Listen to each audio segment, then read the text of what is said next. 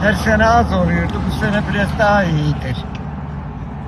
Bu sene biraz daha iyidir. Her senekine göre. Kabarcık üzümü yetişiyor. Azezi de var. Azezi de var. Kabarcık da var. Kabarcık daha çok. Azezi az. Ondan sonra siyah üzüm var. Siyah üzüm var. Kabarcık var. Azezi var.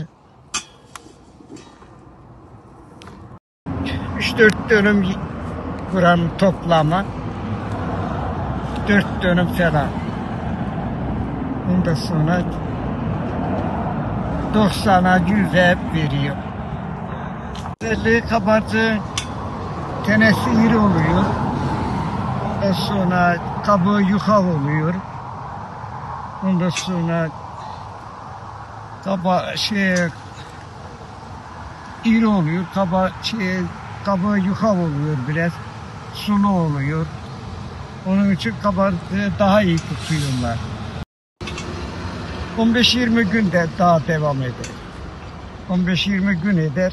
10-15-20 günün içinde biter. Azeziler biraz daha fazla sürer.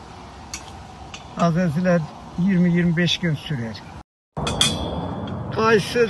Kayısıya bakıyor, bu o kadar değil. Geçim kaynağını sağlayamıyor bu. Ama biraz kayısım var. Kayısıya bakıyor geçim kaynağım. 5-10 kilo anca sattım, daha aşağı. Ondan sonra yarın pazara götüreceğim, pazartesi. Pazara götüreceğim, pazarda satacağım. Kilo 80'e satıyoruz. Burada fazla bir şey yok yani, bir bahçeden 3-5 kasa bir şey çıktı yani.